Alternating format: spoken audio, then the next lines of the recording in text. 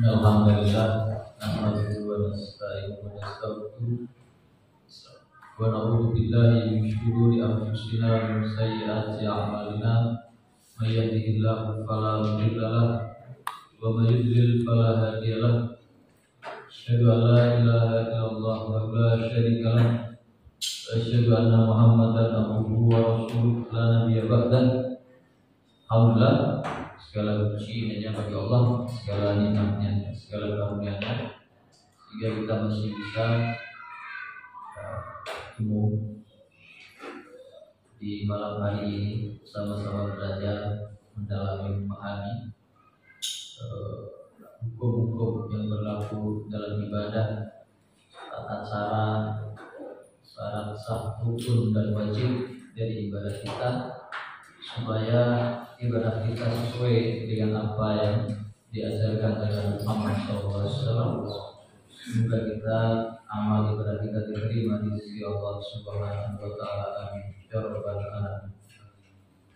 Salawat dan salam kita sampaikan kepada Nabi kita Muhammad SAW, semoga kita menjadi umatnya yang dicintai, yang dibanggakan, yang diberi syafaat kelak di hari kiamat.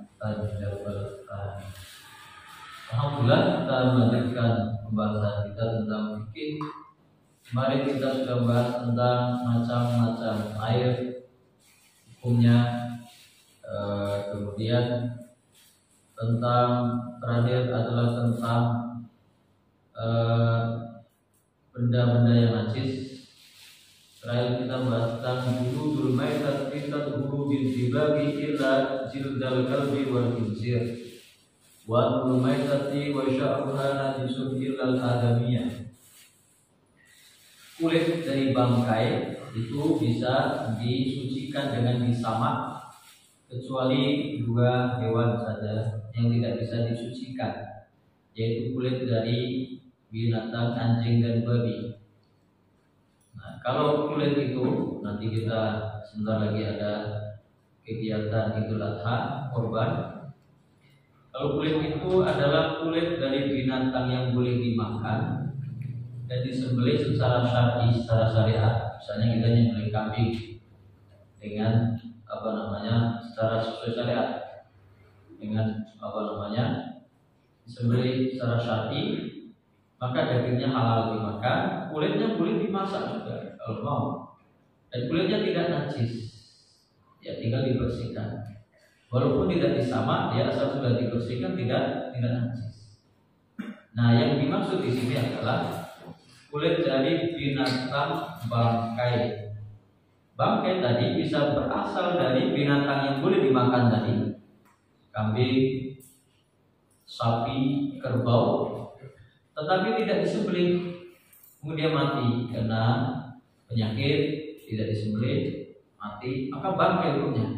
Dagingnya haram, tidak boleh kita makan karena matinya bukan karena disembelih, atau mati karena ketabrak misalnya, mati jatuh dari jurang misalnya, maka itu hukumnya bangkai. Dagingnya tidak bisa dimakan, haram hukumnya. Tetapi masih bisa dimanfaatkan kulitnya, bisa kulitnya diambil. Aslinya kulitnya itu najis karena dari bangkai, tapi boleh dipakai ketika disucikannya dengan cara disamak. Disamak itu dengan zat-zat tertentu, misalnya kita tahu prosesnya itu, sehingga dia menjadi keras, kering. Seperti kita jadi sabuk, jadi tas, itu kulit yang sudah disamak. Kalau seperti itu, walaupun dia dari bangkai, yang misalnya kulit dari binatang yang tidak disembelih tadi, atau disembelih tapi binatangnya haram untuk dimakan, misalnya macan, misalnya keledai yang jinak, itu tidak boleh.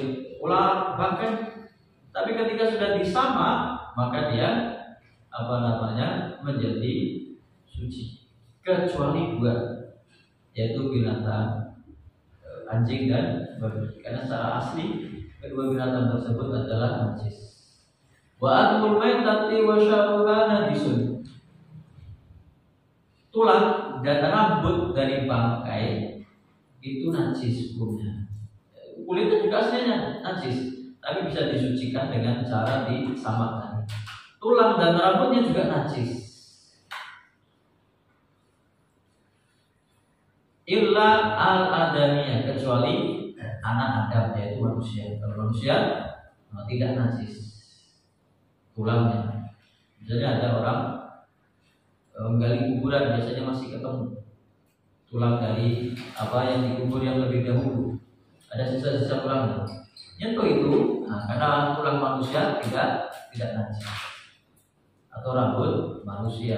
Nah, setelah lepas dari kepalanya, ini juga ada yang mengatakan ini di sini tidak najis. Tapi kalau tulang dan rambut dari bangkai binatang maka dihukumi najis, dan ini tidak bisa dihukumi disucikan. Nah, karena hukumnya najis bangkai. Kalau yang kulit tadi bisa dihukumi suci kalau diproses dengan cara sama. Ini terakhir pembahasan kita.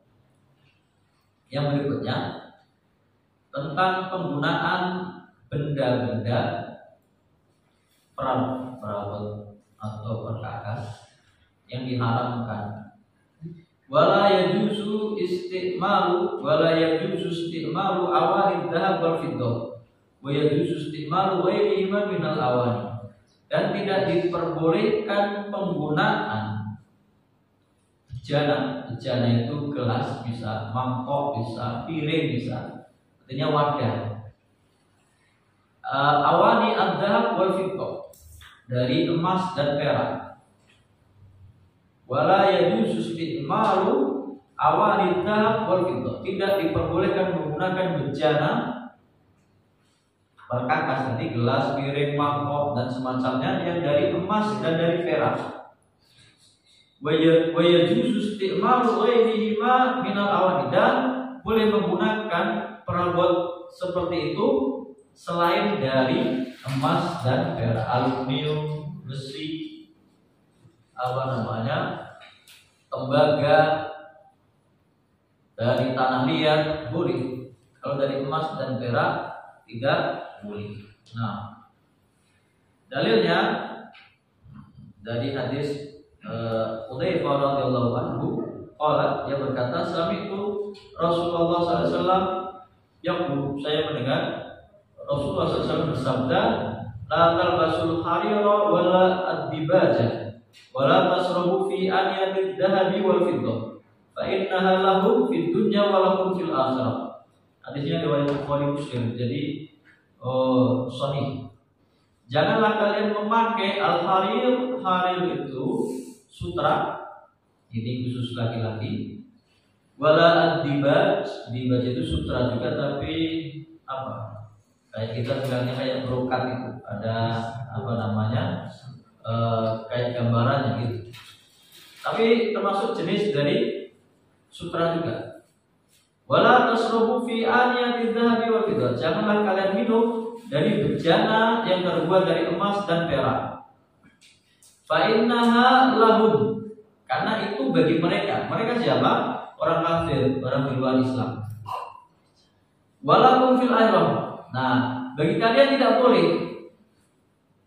Lahum fid dunya, maka sesungguhnya alat-alat tersebut, pakaian tersebut boleh digunakan bagi mereka, bagi orang kafir fid dunya. Kalau kalian haram di dunia. Walakum fil akhirah, dan bagi kalian orang beriman itu boleh nanti kelak di akhirat. Tapi di surga maka minum pakai emas, bejananya pakai perak, pakai permata, itu ada diperbolehkan bagi orang beriman. Bagi orang kafir itu di dunia. Nah, ini diharamkan. Wala talbasul harir, janganlah kalian memakai sutra, khusus laki-laki. Kalau perempuan dibolehkan. Wala dibas, jenis sutra juga tadi yang disebut sebagai brokat. Wala tasrabu, jangan minum fi aniyatid dzahab wal fiddah, dari bejana yang terbuat dari emas dan perak. Ini mencakup nanti keseluruhan, tidak hanya minum saja, makan juga. Jadi seluruh perabot yang menggunakan emas dan perak haram hukumnya. Kalau orang bermewah-mewah kan ada sendoknya pakai emas, piringnya pakai emas, ada kerannya pakai emas. bahkan ada yang WC-nya pakai emas. Haram hukumnya penggunaan peralatan tersebut. Ini hadis yang tadi riwayat Bukhari dan Muslim, ini sahih. Fa inna lahum fid dunya, itu bagi mereka dia di dunia bagi orang kafir, walaupun fil akhirah, kelak itu bagi kalian di akhirat sebagai orang-orang beriman. Dalam hadis yang lain ada ancamannya. Kalau ini kan cuma dilarang, jangan kalian minum dari gelas yang terbuat dari emas dan perak. Berarti kan hanya dilarang, tidak ada ancaman. Nah, di hadis berikutnya ada ancamannya. Dalam riwayat Muslim disebutkan Rasulullah SAW bersabda, "Alladzi yashrabu fi aniyati dzahab wal fiddah, innama yujarjiru fi batnihi nar jahannam." Orang yang minum dari bejana emas dan perak sesungguhnya menuangkan ke dalam perutnya api dari neraka, menggelegar. Nah, itu ancaman. Hadisnya riwayat Muslim. Dalam hadis yang lain agak sama, man syariba fi ina'in min dhahab aw fiddah. Barang siapa yang minum dari gelas yang terbuat dari emas dan perak, fa inna ma yujarjir fi batnihi naran min jahannam. Sesungguhnya dia menuangkan ke dalam perutnya api dari neraka jahanam. Ini ancaman dari menggunakan perabot dari emas dan perak. Nah, lalu apakah boleh? Nah, berarti ini semuanya perabot diharamkan. Kalau perhiasan hanya dibolehkan kepada perempuan, pakai emas, pakai perak boleh, hanya perempuan, laki-laki tidak boleh. Maka perabot ini berlaku secara umum. Nah, tadi gelas, piring, mangkok, sendok, garpu, keran, atau perhiasan rumah, dilapisi dengan emas atau dihiasi dengan emas.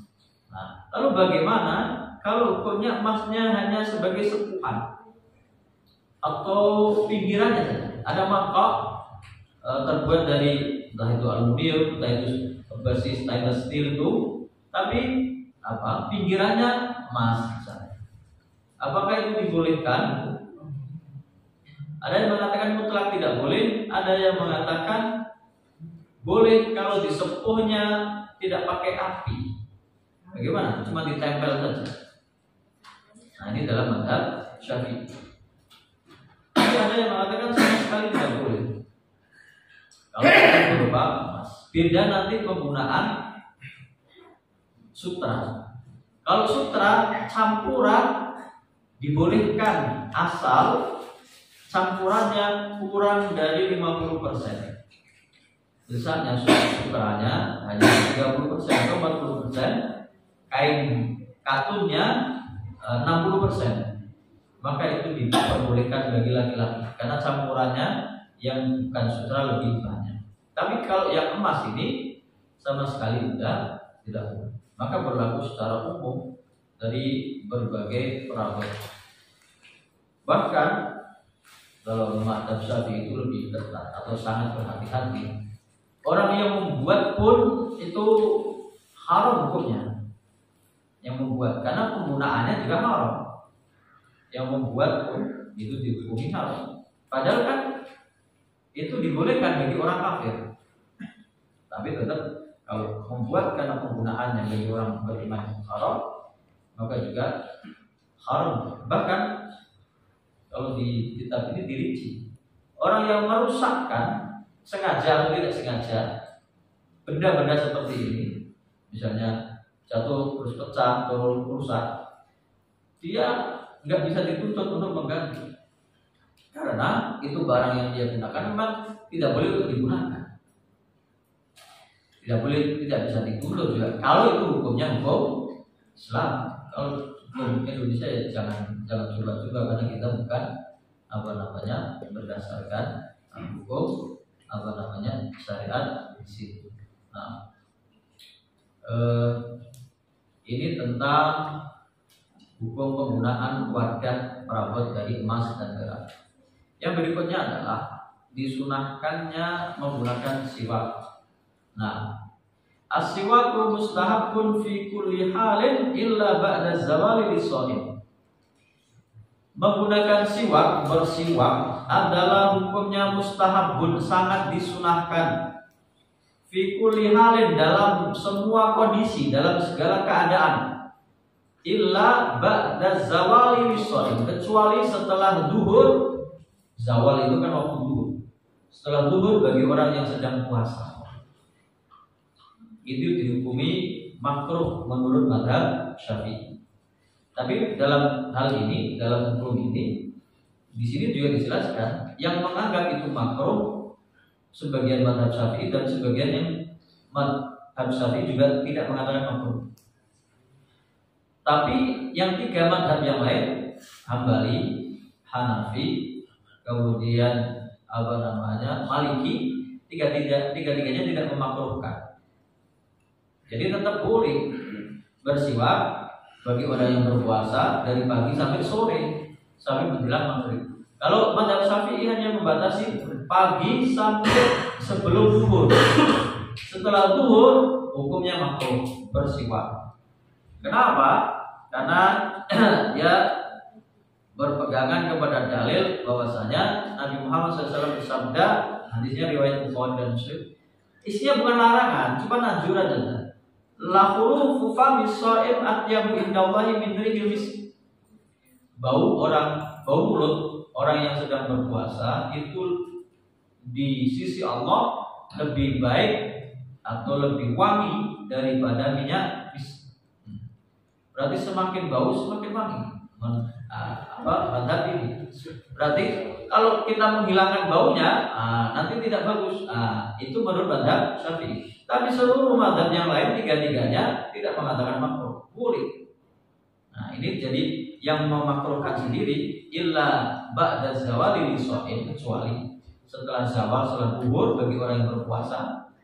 Itu hanya dalam mazhab Syafi'i dan tidak semua total mazhab Syafi'i mengatakan makruh. Hanya ada sebagian yang mengatakan boleh. Dan tiga mazhab yang lain mengatakan tidak ada kemakruhan. Illa ba'da zawal. Shaim di sini puasanya tidak dibedakan. Ada yang membedakan puasa wajib dan puasa sunnah. Kalau puasa sunnah nggak apa-apa, kalau puasa wajib jangan. Ini juga adalah rinciannya. Wa huwa fi salasati mawadi'a asyaddu istihbaban. Dan bersiwak ini dalam tiga keadaan sangat-sangat dianjurkan, sangat-sangat disunahkan. Apa itu? Inda taghayyuril fami min azmin wa ghairi. Ketika terjadi perubahan bau mulut karena azmin ini ada yang mengatakan diam yang lama, tidak bicara, atau tidak makan dalam waktu yang lama. Kita kan kalau tidak makan dari pagi sampai siang itu mulutnya sudah agak berbau. Tapi kalau makan nanti ada penyegaran, tidak bau mulut. Nah, min azmin au ghairi, dari tidak makan atau dari diam atau selainnya. Selainnya apa saja? Selainnya makan, tapi makannya yang berbau. Makan pete, makan jengkol, makan durian. Nah, misalnya pakai siwak. Nah, yang pertama, ketika terjadi perubahan bau mulut, ketika diam yang lama atau tidak makan atau makan, tapi yang dia makan adalah makanan yang membuat efek berbau. Yang kedua, wa indal qiyami minan naum, ketika bangun tidur. Nah, kalau bangun tidur ya jelas, karena sudah bangun tidur itu ya tidak makan, ya tidak bicara, pasti ada perubahan bau mulut. Maka sangat disunahkan untuk bersiwak. Indal qiyami minan naum. Wa indal qiyami ila shalah, dan ketika hendak sholat. Dan tidak sholat ini setiap mau sholat, entah itu sholat wajib, entah itu sholat sunnah. Jadi mau sholat maghrib, nah biasa kan. Kalau kita lihat ada yang sudah membiasakan bersiwak itu, ketika mau sholat sudah iqamah itu sudah berdiri tunggu imam takbiratul ihram itu sambil bersiwak, atau sedang mau masuk ke dalam barisan shaf dia bersiwak ketika mau sholat. Dan sholat ini setiap sholat tidak dibedakan antara sholat wajib dan sholat sunnah. Mau sholat wajib, sholat maghrib, siwak dulu. Mau nanti mau sholat isya, siwak dulu. Atau bahkan sholat sunnah, qabliyah maghrib, siwak dulu. Mau sholat maghrib, siwak dulu. Qabliyah isya, siwak dulu. Atau mau ba'diyah maghrib, siwak dulu. Begitu seterusnya. Atau dalam satu sholat yang salamnya berulang-ulang, seperti kita sholat tarawih 2 rakaat sebelum 2 rakaat yang berdiri pertama siwak dulu. Setelah selesai salam berdiri lagi siwak dulu untuk sholat. Itu disunahkan, hukumnya disunahkan. Dalilnya adalah Nabi Muhammad SAW, karena Rasulullah SAW idza istaiqadha istaka. Nabi Muhammad SAW ketika bangun dari tidur itu bersiwak. Kalau bangun tidur sangat dianjurkan karena bau mulutnya. Atau ketika akan sholat. Ini yang lebih tegas lagi karena hadisnya ini riwayat Bukhari Muslim. Nabi Muhammad SAW bersabda, laula an asyuffa ala ummati la amartuhunna bisiwaki inda kulli shalah. Kalau tidak karena memberatkan umatku, kalau aku tidak takut ini memberatkan umatku, aku akan memerintahkan mereka, akan menjadi diwajibkan untuk bersiwak ketika setiap mau sholat. Tapi karena Nabi tidak ingin memberatkan umatnya, maka hukumnya hanya sekedar sunnah saja. Nah, ini tentang bersiwak. Bahkan sampai akhir hayatnya Nabi Muhammad SAW dalam sakit yang ketika itu sampai beliau wafat masih menginginkan untuk bersiwak, sampai dia tidak bisa bersiwak sendiri karena tangannya udah gak kuat. Diambilkan oleh siapa? Aisyah radhiyallahu anha, siwak dari saudaranya Abdurrahman bin Abu Bakar, lalu digosokkan ke mulut Rasulullah SAW. Bahkan terlalu keras digigit-gigit dulu oleh Aisyah radhiyallahu anha sampai lunak, lalu digosokkan kepada mulut Nabi Muhammad Shallallahu Alaihi Wasallam. Ini tentang disunahkannya bersiwak. Dan bersiwak ini kalau dalam mazhab Syafi'i itu dengan apapun benda yang keras, bahkan dengan kain pun maka sudah dianggap bersiwak. Tapi yang sangat disunahkan yaitu dengan pohon atau akar atau batang siwak tadi. Tapi semuanya juga bisa mewakili. Tapi ada yang mengatakan kalau sikat gigi tidak mewakili karena dia pakai odol dan lain sebagainya. Nah, kemudian ini baru kita akan bahas tentang wudu. Nah, wa faslun fi furudil wudu'i wa sunanihi, tentang pembahasan fardunya wudu dan sunah-sunahnya. Wa faraidul wudu'i sittatun, dan fardunya wudu ada 6. Fardu itu sesuatu yang harus dilakukan, tidak boleh ketinggalan. Satu pun nggak ada maka hukumnya batal. Kalau itu fardu. Nah, fardunya wudu ada 6. Fardu mempunyai syarat sah dan wudu mempunyai syarat sah dan fardunya. Syarat sah, di antara syarat sah dari wudu adalah seseorang itu berwudu dianggap sah adalah, ini standar berbagai macam ibadah, tapi ini khusus tentang wudu. Syarat sah wudu adalah, ini belum masuk fardunya, al-Islam, orangnya Islam. Kalaupun ada orang tidak Islam atau orang kafir ikut-ikutan wudu seperti yang kita lakukan, kumur-kumur, membasuh muka, kedua tangan, rambut, kaki, sampai selesai tidak sah wudunya karena dia bukan orang Islam. Buat tabyis, nah syarat sahnya wudu bukan balik tapi tabyis. Apa itu tabyis? Tabyis itu umuran anak yang belum balik tapi sudah bisa membedakan mana yang baik, mana yang benar. Contohnya apa? Dikasih uang 2.000, 10.000 dia tahu bedanya. 100.000 tahu bedanya untuk jajan. Dia tidak bisa ditipu lagi. Nah, itu tamyiz, tidak bisa nalar. Anak umur 7, 8 tahun, 6, 7 tahun itu tamyiz. Belum balik. Berarti syarat sah wudu anak orangnya Islam tamyiz. Jadi belum balik pun bisa sah wudunya. Yang ketiga, wa tuhuriyatul ma', sucinya air yang tidak digunakan. Ada air wudunya, air yang digunakan untuk wudunya itu air yang suci. Wa adamul mani al-hissi, tidak ada halangan atau penghalang secara materi, secara zat. Misalnya ada air tapi kotor, atau apa namanya tidak ada air. Yang keempat, wa adam atau kelima, wa adamul mani asyari kal haid wa nifas, tidak ada penghalang secara syar'i. Contohnya haid dan nifas untuk perempuan. Berarti perempuan ketika dalam haid ya nggak boleh berwudu, karena wudu pun dia tidak sah. Begitu juga dalam keadaan nifas. Wa dukhulul waqti fi haqqi dzawil darurat wal mustahadha kal mustahadha wa man bihi arif daim. Nah, ini khusus spesial.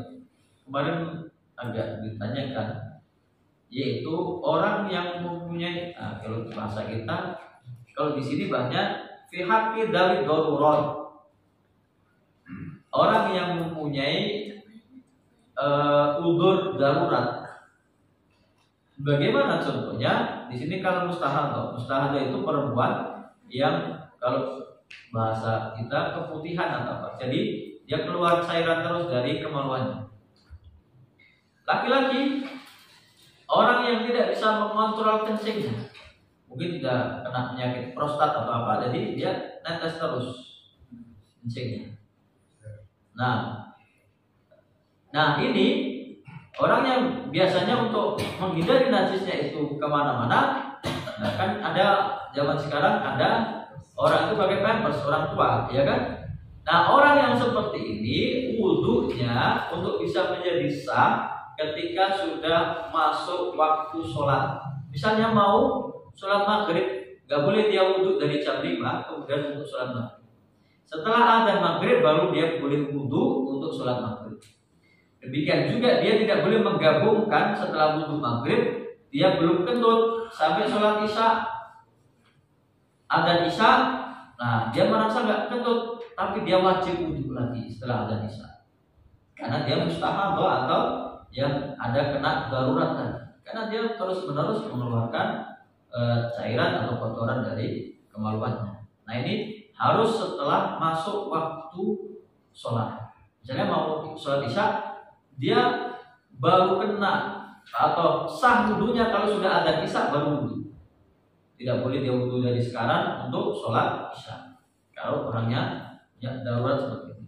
Nah, ini tentang syarat sah. Baru kita menginjak kepada fardu wudu. Ini fardu wudu dalilnya adalah surat Al-Maidah ayat 6. A'udzubillahi minasyaitonir rajim. Bismillahirrahmanirrahim. Ya ayyuhalladzina amanu idza qumtum ilas sholati faghsilu wujuhakum wa aydiyakum ilal marafiqi wamsahu bi ru'usikum wa arjulakum ilal ka'bain. Nah, wahai orang-orang yang beriman, kalau kalian hendak sholat, maka basuhlah wajah-wajah kalian dan kedua tangan kalian dan tangan kalian sampai siku, dan basuhlah kepala kalian dan ke kaki-kaki kalian sampai mata kaki. Nah, ini kalau didetailkan nanti ada 6 fardunya wudu. Pasti tahu. Yang pertama adalah niat. Dalilnya innamal a'malu binniyat. Sesungguhnya segala amal itu harus disertai dengan niat. Maka tadi berkaitan dengan syarat sah wudu tidak bisa dilakukan atau tidak sah dilakukan oleh orang kafir. Karena orang kafir pun niat tidak berlaku karena dia tidak punya hak untuk beribadah. Nah, tidak harus diiringi dengan niat. Beda. Nah, ini kemarin ada yang menanyakan antara hadas dan najis. Untuk menghilangkan hadas harus dengan niat. Kalau menghilangkan najis tidak harus dengan niat. Bagaimana bedanya? Najis misalnya ada di lantai, di emperan, di teras ada kotoran kucing, najis, jelas. Najis. Kalau kita mau menyiram itu, membersihkannya, ngepel, nggak harus pakai niat saya niat untuk menghilangkan najis, nggak perlu. Dan dia pun akan hilang dengan sendirinya, akan suci dengan sendirinya kalau ada misalnya hujan, terus ke kena aliran hujan, hilang, bersih tanpa ada niat karena nggak ada orang yang melakukan, itu otomatis sudah suci. Jadi tidak membutuhkan niat untuk hanya menghilangkan najis. Tapi kalau hadas itu membutuhkan niat. Contohnya wudhu itu hadas kecil, kita batal wudhu kita kentut misalnya, lalu kita ingin berwudhu, maka untuk syarat sah berwudhu yang bisa menghilangkan hadas kecil atau hadas besar harus pakai niat. Contohnya lagi mandi besar, ini mungkin pembahasannya nanti, tapi secara global saja. Mandi besar adalah ibadah menghilangkan hadas besar, harus pakai niat. Jadi kalau orang niat mandi, niat dalam hati, saya niat untuk menghilangkan hadas besar sesuai dengan syarat dan rukunnya, selesai maka sah mandinya. Itu yang normal. Yang tidak normal bagaimana? Misalnya orang itu sedang berhadas besar, kemudian dia jalan, misalnya naik sepeda atau naik motor, kehujanan, semuanya basah. Itu kalau dia dalam keadaan basah itu saya niat untuk mandi besar, itu dalam kitab ini dikatakan sah. Padahal dia nggak mandi mengguyurkan, tapi kena basah air semuanya. Atau dia nyemplung ke sungai, nyelam, semuanya kena basah. Kalau itu dia berniat untuk mandi besar, sah, selesai mandi besar. Itu yang membedakan antara hadas dan najis. Kalau najis menghilangkannya tidak membutuhkan niat, kalau hadas kecil atau besar untuk menghilangkannya membutuhkan niat. Maka rukun yang pertama dari wudhu ini adalah niat. Dalilnya innamal a'malu binniyat. Sesungguhnya semua perbuatan ibadah itu tergantung dengan niatnya. Kemudian waktunya niat, dan dalam mazhab Syafi'i itu dirinci. Waktunya niat kapan?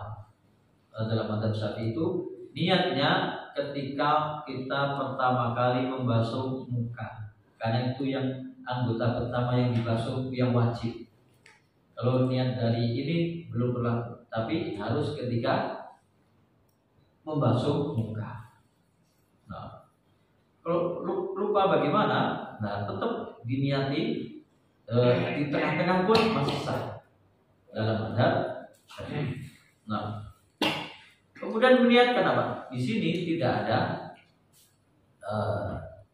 yang kita bahaskan kitab Kifayatul Ahya mazhab Syafi'i, dan ini dipelajari di banyak pesantren.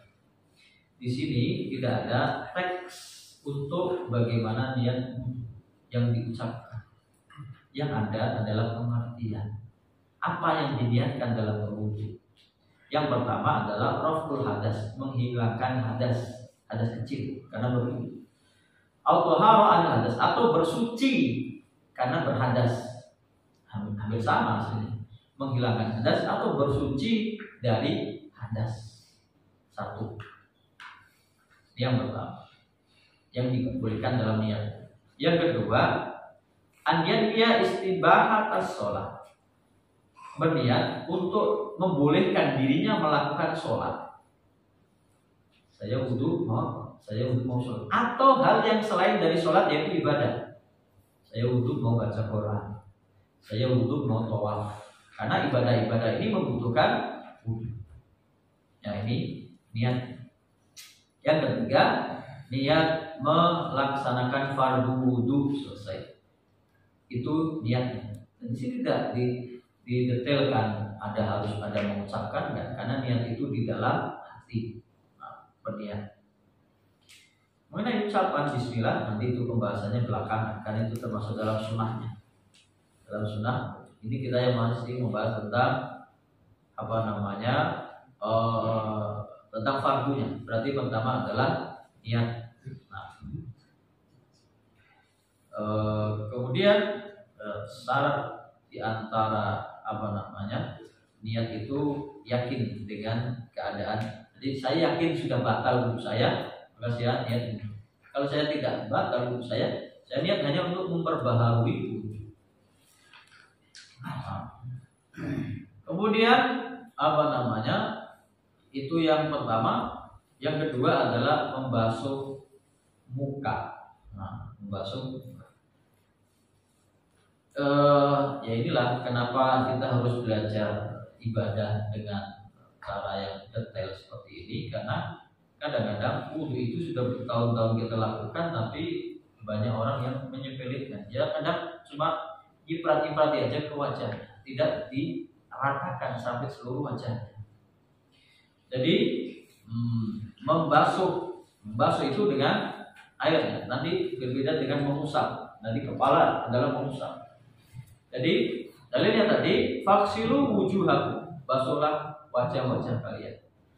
Wajah, nah ini wajah adalah kita menghadap kepada seorang, itu yang kelihatan disebut wajah. Maka batasannya adalah dari batasan rambut yang ini paling paling depan ini, dahi ini, dari atas sampai dagu. Sampai dagu ini batasan dari atas ke bawah. Dari kiri dan kanannya adalah setelah telinga sampai telinga kanan sampai ke telinga kiri, itu adalah bagian lebarnya. Itu yang harus dia basuh ketika berwudu. Makanya ketika berwudu tidak hanya nyiprat-nyiprat kali itu, harus diratakan sampai ke seluruh wajahnya.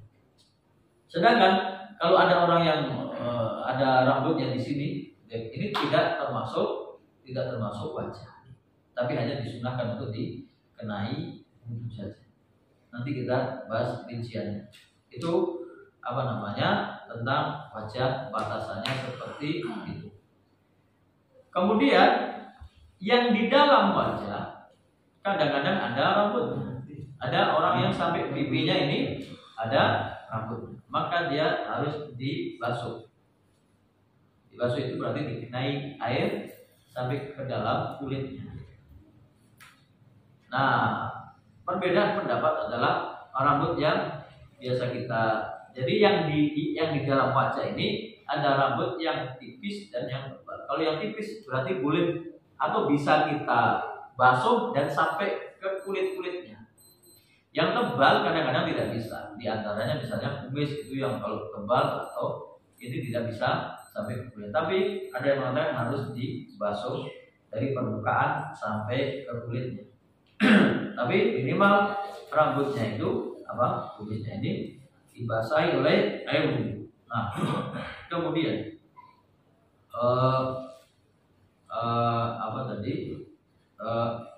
rambut yang di luar dari wajah, jenggot ini karena sudah di bawah dagu, bukan termasuk wajah. Demikian juga ini gudeg ini kalau dia tebal di sini misalnya tidak termasuk wajah, maka hanya disunahkan untuk dibasuh saja dan tidak harus sampai ke dalam. Nah, nanti dalam pembahasan sunnah disunahkan menyela-nyela saja, tidak sampai ke dalamnya, karena itu sudah di luar wajah. Nah, kemudian yang berikutnya ghuslul yadain ma'al mirfaqain. Di sini lafalnya wa aydiyakum ilal marafiq, dan tangan kalian sampai ke siku. Ini yang sering kita dapati orang belum sempurna wudhunya. Kalau terutama dia pakai lengan panjang begini, dia belum segini, dia basuh hanya sampai segini. Ini enggak kena. Padahal yang wajib adalah sampai siku. Illa di sini bimakna ma'a, artinya bersama. Berarti siku harus kena. Bahkan disunahkan nanti dalam pembahasan sunah dilebihkan. Begitu kaki dan tangan juga, itu juga dengan muka. Jadi harusnya dia melebihi dari siku. Nah, ini yang kesalahan sering terjadi adalah yang lengan panjang itu dilipat sampai segini saja, lalu dia berwudu. Dan ini banyak kita dapat. Ini yang tidak menjadikan wudunya sempurna. Salah satu penafsiran dari wailul lil musallin, celaka orang-orang yang sholat, alladzina hum an sholatihim sahun, yaitu orang-orang yang lalai dari sholatnya. Pertama, lalai itu sama sekali nggak sholat. Celaka orang sholat karena kewajiban sholat tapi nggak pernah sholat. Yang kedua, dia sholat tapi kadang-kadang, kadang sholat kadang enggak. Atau yang ketiga, dia sholat tapi sudah lepas dari waktunya.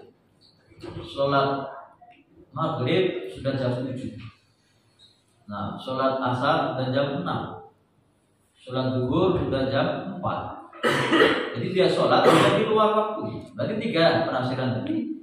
Dia punya kewajiban sholat, nggak pernah sholat, atau dia sholatnya kadang-kadang bolong-bolong, atau dia sholat tapi sudah di luar waktu. Alladzina hum an sholatihim. Nah, penafsiran yang keempat, dia sholat tapi syarat sah dan rukunnya tidak terpenuhi. Misalnya tadi wudunya tidak sah. Itu salah satu penafsiran dari wailul lil musallin, celaka orang-orang yang sholat. Kenapa? Alladzina hum an sholatihim sahun. Orang yang lalai dari sholat. Kenapa lalai? Tidak memperhatikan syarat sah, wajib dan rukunnya dan sunnah. Itu salah satu penafsiran. Nah, ini apa tadi? Membasuh kedua tangan sampai ke siku. Wa aydiyakum ila marafiq. Ila di sini bermakna ma'a. Beda dari ila di dalam surat Al-Baqarah tentang puasa. Tentang puasa, yaitu wa atimus siyama ilal lail. Sempurnakanlah puasa sampai malam. Sampai ila di sini bermakna sampai batasan. Berarti kalau malam sudah gak puasa. Makanya ketika kita berpuasa, maghrib kita sudah harus berbuka. Tidak boleh bukanya nanti jam 9 malam. Tidak. Tapi disunahkan, diutamakan berbukanya setelah waktu maghrib datang, malam begitu tiba malam selesai puasanya. Jadi bedanya ilal lail di sini itu hanya batasan. Tapi ila al-marafiq itu mencakup bersama. Tentang sikunya ini termasuk harus dikenai dengan air wudu. Nah, ini tentang wudu. Dalilnya dari hadis Jabir radhiyallahu anhu, qala, dia berkata, ra'aitu Rasulullah sallallahu alaihi wasallam yudirul ma'a 'alal mirfaq. Saya melihat Nabi Muhammad sallallahu melilingkan air itu di sikunya. Berarti siku harus kena. Nah, dan ketika Nabi Muhammad SAW berwudu seperti itu, beliau di akhir wudunya bersabda, hadza wudu'un la yaqbalullahu sholata illa. Wudu seperti ini yang tidak diterima oleh Allah Subhanahu wa taala salat kecuali dengannya, dengan wudu yang sempurna ini. Nah, kalau tangan memang kadang-kadang ada yang, kalau orang Arab atau orang luar itu kan ada yang ada rambutnya yang lebat. Kalau tangan semuanya wajib kena sampai ke kulit-kulitnya. Walaupun selebat apapun, karena masih bisa dikenai dengan air wudu. Kalau tadi yang misalnya jenggot, gudeg ini di sini tidak wajib kena, hanya di sela-sela saja. Karena sudah di luar dari wajah. Itu yang berapa? Ketiga. Pertama niat membasuh muka, membasuh kedua tangan sampai siku bersama siku. Yang keempat adalah mengusap kepala, rambut kepala. Mazhab Syafi'i yang diwajibkan adalah wamsahu biru'usikum, mengusap. Padahal ini teksnya jelas di dalam Al-Qur'annya jelas. Usaplah kepala kalian. Kepala kalian. Nah, tapi menurut mazhab Syafi'i biru'usikum adalah sebagian. Makanya dalam mazhab Syafi'i kan orang wudu, kayak gini diusap. Tapi itu benar, hadisnya ada dan sahih. Hadisnya ada dan sahih. Maka kita tidak boleh menyalah-nyalahkan orang lain karena mereka punya pegangan dan semuanya benar. Kenapa dalilnya seperti itu? Ada hadis dari Al-Bukhari radhiyallahu anhu. Dan hadisnya riwayat Muslim, hadis sahih. Anna Nabiyya sallallahu alaihi wasallam tawaddu'a wa masaha bi nasiyatihi wa ala amamatihi wa ala al-khuffain. Nabi bahwasanya Nabi Muhammad SAW berwudu kemudian mengusap ubun-ubunnya saja dan jadi ketika pakai sorban hanya diangkat sorbannya sedikit kemudian diusap pakai lagi dan mengusap sepatunya. Nah ini nanti pembahasan untuk mengusap sepatu di bab yang lain lagi. Jadi ini menurut mazhab Syafi'i syaratnya seperti itu. Sedangkan mengusap keseluruhan yang sudah biasa kita lakukan sekali ini kemudian telinga itu menurut mazhab Syafi'i itu sunnah kesempurnaannya. Tapi wajibnya hanya mengusap sebagian. Dan itu punya dalil juga. Tapi hadis memang hadis yang banyak dan yang paling dan yang sahih dan yang banyak adalah yang mengusap keseluruhan. Ini kesempurnaan dan kesunahan. Ini yang keempat, yang kelima wa ghuslu rijlain ma'al ka'bain dan membasuh kedua kaki dengan mata kaki. Ila di sini wa arjulakum ilal ka'bain bermakna sama dengan ila mirfaqain sampai bersama mata kakinya. Jadi bukan di bawah mata kaki. Ini juga yang sering kita dapati menyepelekan. Jadi kalau membasuh kaki harusnya dia sampai mata kaki dan di atasnya. Tapi kebanyakan atau kadang-kadang atau anak-anak atau orang dewasa itu ketika pakai keran itu dia kayak ditendang-tendang saja airnya gitu. Benar apa benar? Benar kan? Ada yang ditendang-tendang saja habis itu pergi. Jadi dia air tidak pakai sampai belakang ini enggak kena. Nah itu kebanyakan seperti itu. Itu yang menjadikan salah satu sebab wudunya tidak sah atau kurang sempurna. Ini yang terakhir fardunya adalah urut atau tertib. Tidak boleh wudu itu kaki dulu. Saya mau wudunya dari bawah, kaki dulu, tangan, wajah, baru kepala. Enggak sah. Harus urut. Niat membasuh wajah, membasuh kedua tangan sampai siku, membasuh kepala, rambut, membasuh kaki sampai mata kaki keduanya, dan urut tertib. Ini baru tentang fardu. Nah, Allah Ta'ala silakan kalau ada pertanyaan. Bahasan berikutnya masih wudu, yaitu sunah-sunahnya dan yang membatalkan.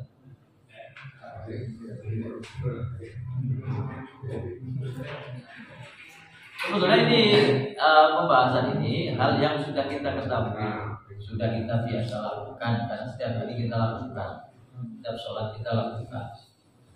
Tapi kan kalau tidak dibahas secara rinci, secara detail, kita tidak tahu yang sebenarnya aturannya itu seperti apa. Nah, silakan. Pada saat proses samak yang diukur yang pada umumnya sudah viral, sudah dilakukan itu dengan cara gimana?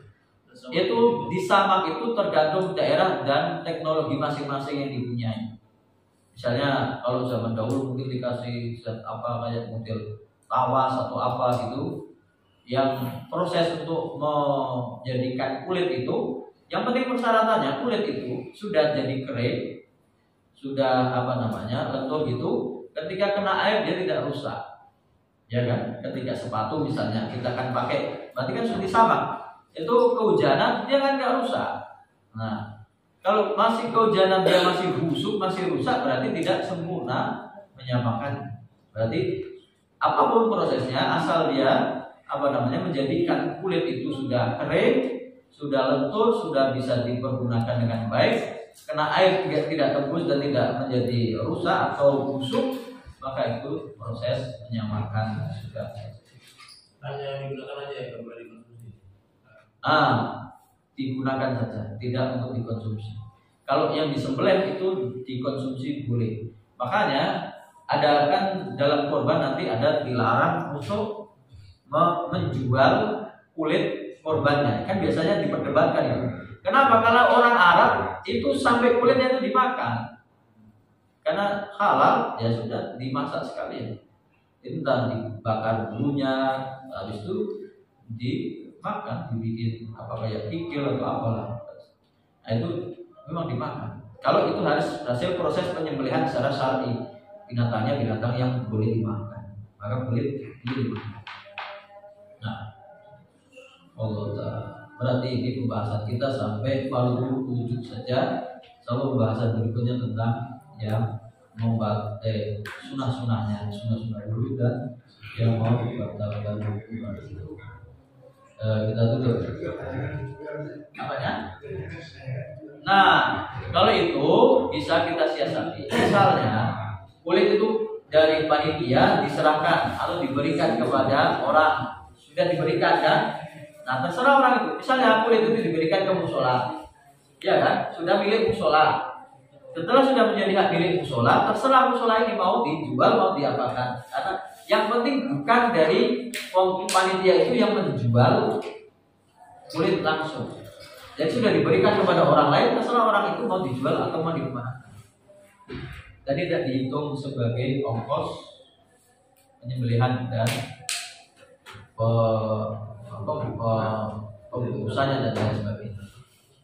Nah, itu yang menjadi masalah. Nah ya, maksudnya saya bisa disiasati. Jadi kulit kita serahkan kepada masjid. Sudah diberikan kepada masjid kan? Boleh. Diberikan kepada siapa pun boleh. Kepada yayasan, kepada orang per orang, keluarga, boleh. Kepada masjid boleh. Setelah sudah diberikan kepada masjid, masjid mau menjual silakan. Tapi yang menjual masjid sudah bukan dari orang yang berkorban atau panitia korban. Nah, kalau langsung tidak boleh. Nah, mungkin ini yang bisa kita bahas. Kita tutup dengan